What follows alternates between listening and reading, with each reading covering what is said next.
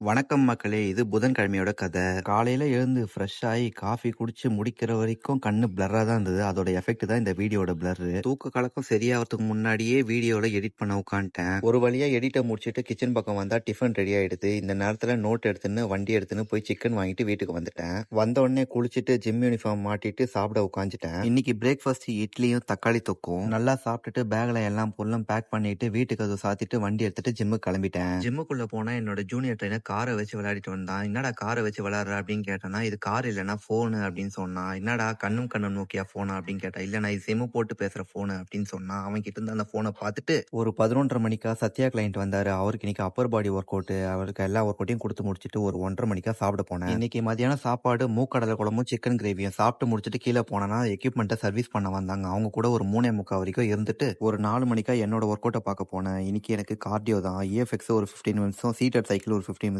பண்ணிட்டு கீழே ஷிஃப்ட்டுக்கு வந்துட்டேன். இன்னைக்கு ஒரு 7 மணிக்கெல்லாம் பர்மிஷன் சொல்லி கிளம்பிட்டேன். காரணம் என் ஃப்ரெண்டோடைய ரிசப்ஷனு. இதுதான் ரிசப்ஷன்ல எடுத்த போட்டோ. ரிசப்ஷன்ல என்னென்ன சாப்பிட்டேன்னு சொன்னா கண்ணு வச்சிருவீங்க. அதனால அதை சொல்லல. சாப்பிட்டு முடிச்சிட்டு ஒரு 9:45க்கு வண்டி எடுத்துன்னு வீட்டுக்கு வந்துட்டு தூங்க போயிட்டேன். டாடா பபாய்.